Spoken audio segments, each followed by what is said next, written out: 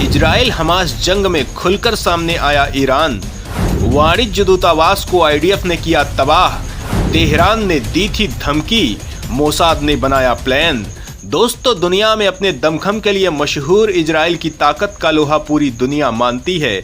अपने उदय से लेकर ही ये देश तमाम युद्ध लड़ चुका है और आए दिन इस देश पर हमले होते रहते हैं। लेकिन ये मुल्क है कि अपने जज्बे से बवंडर मचाता रहता है।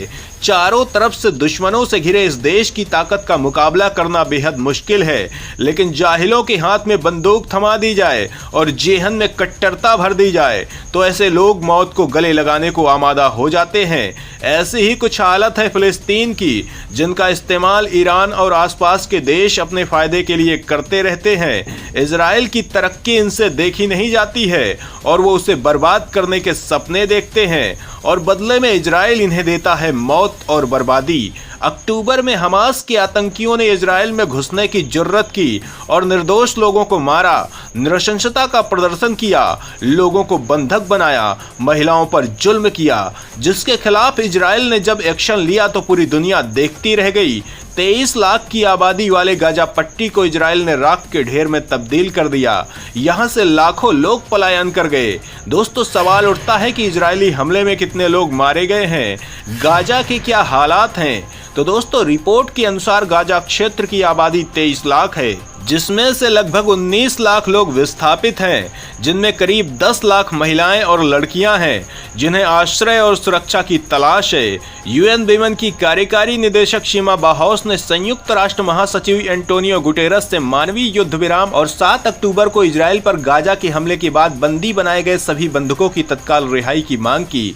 गाजा के स्वास्थ्य मंत्रालय के अनुसार संघर्ष में लगभग 25,000 फिलिस्तीनी मारे गए हैं। दोस्तों, इजराइल के हमलों के बाद इस देश के दुश्मनों ने विक्टिम कार्ड खेलने की कोशिश की, लेकिन इजराइल ऐसे किसी झांसे में आने वाला नहीं है। आतंकियों ने हॉस्पिटल्स को कवच बनाने की कोशिश की तो इजराइल ने जवाब में मिसाइलें दागी। दोस्तों, इजरायली फोर्स ने गाजा में इतना धुआं उड़ाया है कि हवा को साफ होने में काफी वक्त लग जाएगा। आसमान में केवल धूल नजर आती है। वहीं इजराइल हमास के पीछे ईरान के हाथ का आरोप लगाता रहा है। सवाल उठता है कि इजराइल ईरान पर क्या आरोप लगाता है, ईरान की किन करतूतों का हुआ खुलासा। तो दोस्तों, इजराइल हमास की क्रूरता के पीछे लगातार ईरान का हाथ होने का आरोप लगाता रहा है। इजराइल का मानना है कि ईरान की वजह से हमास उच्च तकनीक वाली गाजा सीमा बाढ़ को निष्क्रिय करने और अपने विनाशकारी हमले को अंजाम देने के लिए सीमा पार स्ट्रीमिंग करने में सफल हुआ। इसकी वजह से ही आतंकवादी कम से कम 224 लोगों को बंधक बनाने में सफल हो पाए। हालांकि वहीं ईरान ने हमास के हमले का स्वागत किया था, लेकिन इस बात से भी इंकार किया था कि हमले की योजना में उसकी कोई भूमिका थी।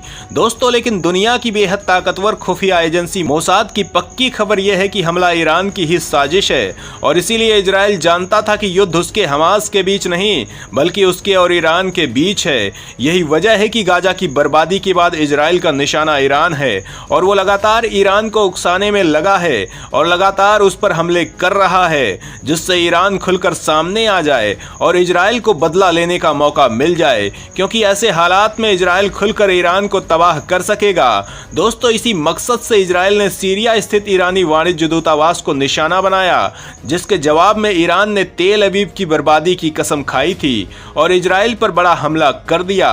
दोस्तों, सवाल उठता है कि आखिर ईरानी हमले में इजराइल को कितना नुकसान हुआ है, इजराइल किस बड़े पलटवार की तैयारी कर चुका है, युद्ध कितना भयंकर हो सकता है, अमेरिका का क्या रुख है इस बारे में। तो दोस्तों, इस बारे में जानने के लिए वीडियो को अंत तक देखिए।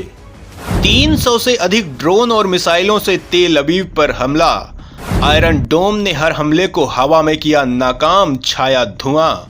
बदले की आग में उबले नेतन्याहू, बड़े हमले का बनाया प्लान। दोस्तों, ईरान ने 300 से अधिक ड्रोन के जरिए इजराइल पर हवाई हमले किए। इतना ही नहीं, ईरानी संसद में इन हमलों का जश्न भी मनाया गया। सीरिया की राजधानी दमिश्क में ईरानी दूतावास पर हमले के बाद ईरान ने 300 से भी ज्यादा ड्रोन और मिसाइल से इजराइल पर एयर स्ट्राइक कर दी। इसके बाद दोनों देशों में सशस्त्र टकराव होने के आसार बने हुए हैं। इजराइल के प्रधानमंत्री बेंजामिन नेतन्याहू ने कहा है कि ईरान के हमले को ब्लॉक कर दिया गया है। दोस्तों, ईरान के हवाई हमले को विफल करने के बाद इजराइल ने अब बदले की कार्रवाई शुरू कर दी है।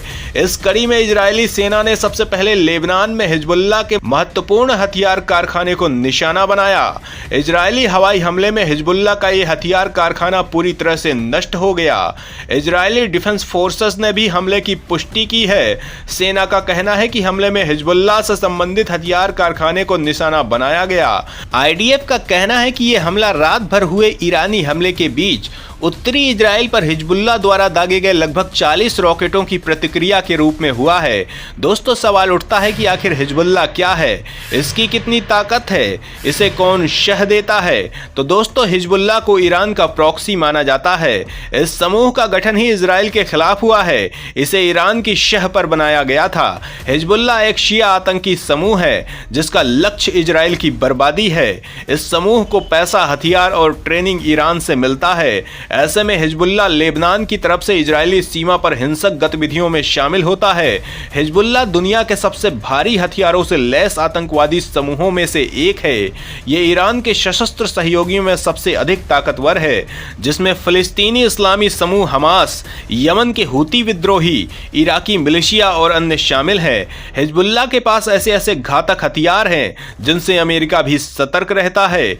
यही कारण है कि अक्टूबर में हमास हमले के बाद इजराइल की रक्षा के लिए पहुंचे 2 अमेरिकी एयरक्राफ्ट कैरियर और दर्जनों युद्धपोत लेबनान के तट से दूर ही बने रहे। दोस्तों, विशेषज्ञों का मानना है कि शिया इस्लामी समूह के पास आज 1 लाख से अधिक रॉकेट हो सकते हैं।